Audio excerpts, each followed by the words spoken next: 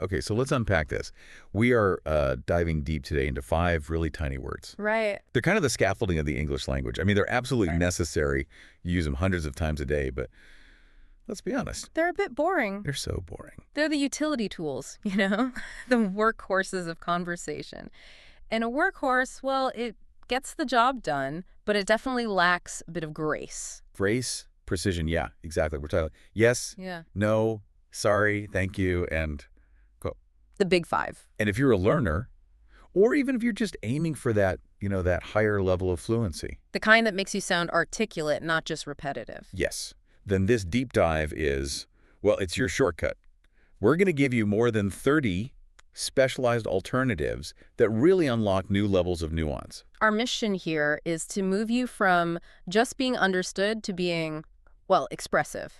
Because that simple choice between, say, a yes and a certainly. Or a no and an absolutely not. Exactly. It fundamentally shifts how you're perceived. It's the difference between just responding and, truly articulating your position. So let's jump straight into the first pair, affirmation and denial. Yes and no. Starting with what seems like the easiest word in English. Yes. It's so simple. It is, but it's a fluency trap. Learners just get stuck on yes, even when there were so many other options that can totally change their tone.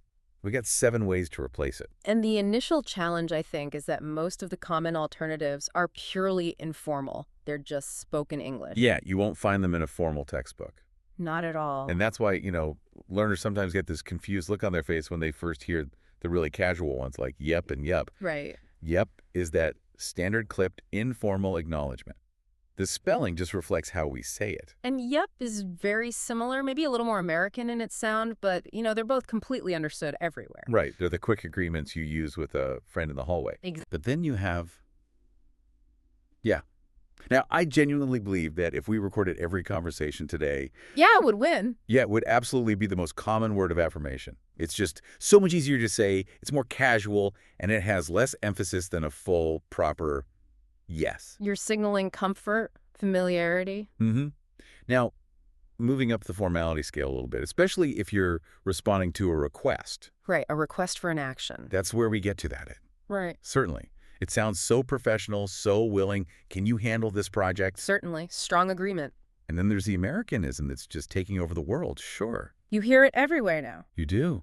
Because of all the TV and films, sure is completely understood, even used a lot in the UK now. And that choice between is certainly and sure, that's often the difference between a really high formality exchange and a more relaxed but still professional one. And for that direct, absolute agreement. There's always, of course, Yeah. simple, universal. Okay, now here's the really technical trick. The one that native speakers use all the time without even thinking about it.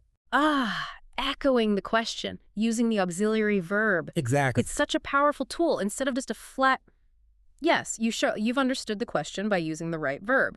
So if someone asks, do you like kittens? You say, I do. Right. And the focus shifts. It's a subtle confirmation. Will you get a kitten soon? I will.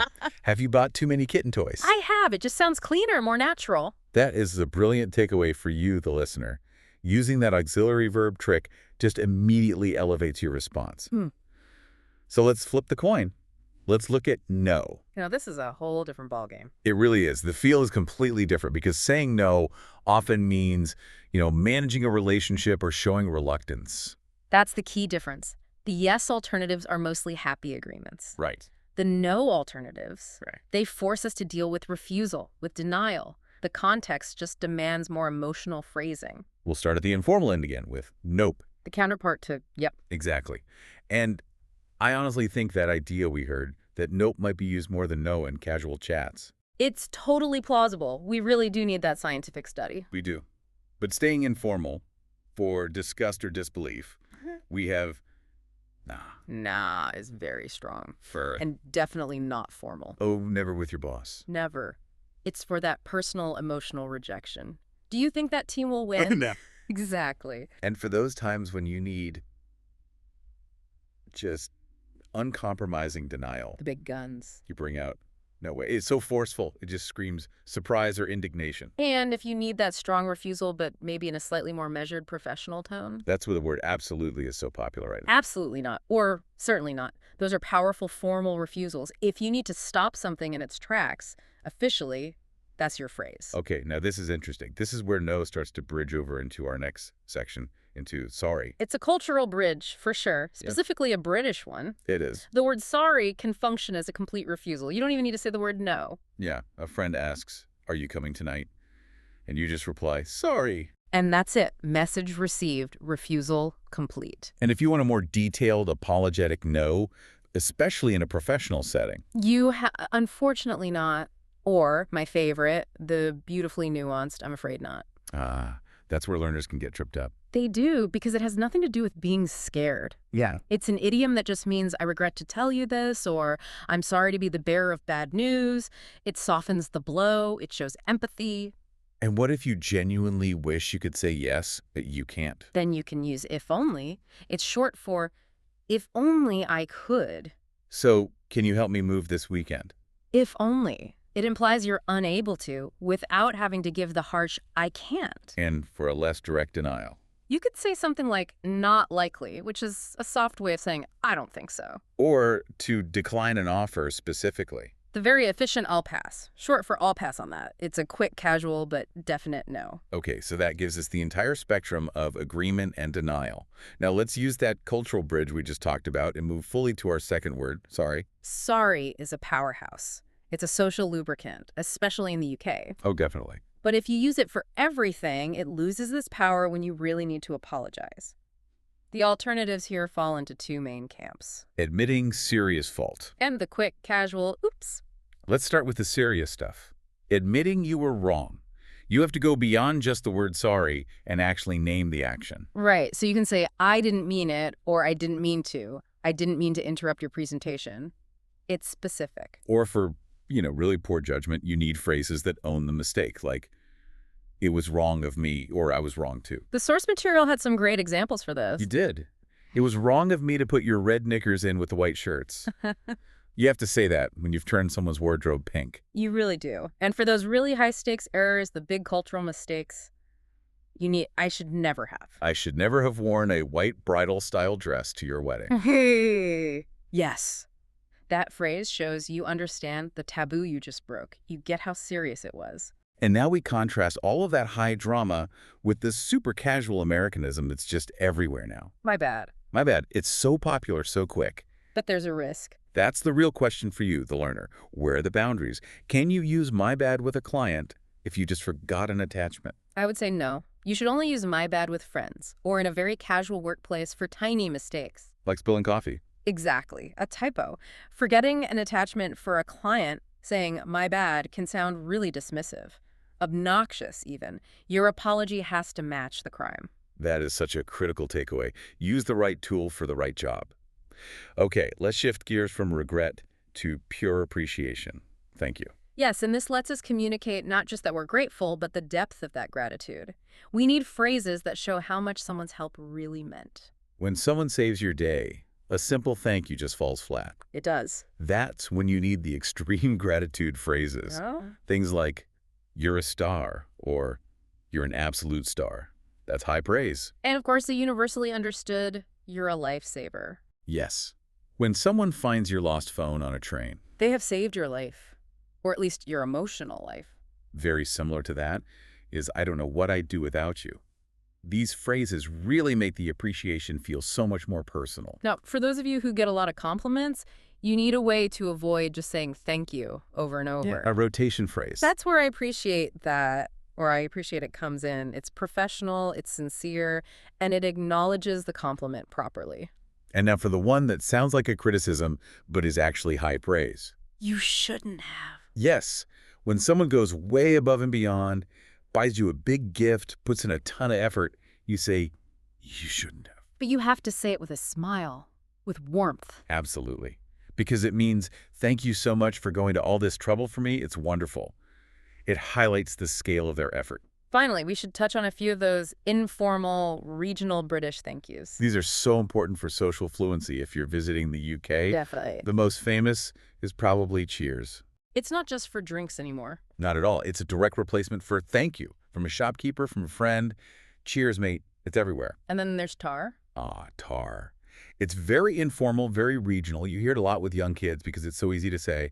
To be honest, I find it sounds a little low effort, but you absolutely need to know it. It just means thank you. And similarly, the very quick fab. Right. Short for fabulous. Great. Thank you. Right. So that brings us to our final word of the day. Okay. The ultimate utility knife. It really is. It can mean agreement, acknowledgement, or just complete neutrality. We need alternatives that can capture that specific feeling. So starting with that informal acknowledgement, which is what okay is mostly used for. You have the bounciest, most informal one. Ugh. Okie dokie. It's playful, it's common. Very Ned Flanders. Oh, Oakley dokley, but obviously you're not writing okie dokie in your academic essay. please don't. The simplest, most direct alternative is just... All right. Functionally, they're almost identical in that context. Simple acceptance. Then you have one you like. Righto. I do. I love righto. It sounds so charmingly old-fashioned. It's definitely from an older generation, but I think these words are ready for a comeback. It has a polite, archaic flair. It does. Yeah. Now, let's talk about the important nuance. When you're accepting something, but you're not happy about it. Reluctance. Displeasure. Okay. It's too neutral for that. That's where very well comes in. Yes. If your partner says, I'm going to watch that terrible reality show again, and you say, very well, if that's what you want. You are accepting it, but you are also signaling you are not thrilled. Very well implies reluctance. And finally, the ultimate British favorite for just pure neutrality. Fair enough. Fair enough. It's so common in the UK when you're accepting something you might not agree with, but you're not going to argue. It just means, I hear your point, I have no feelings about this, let's move on.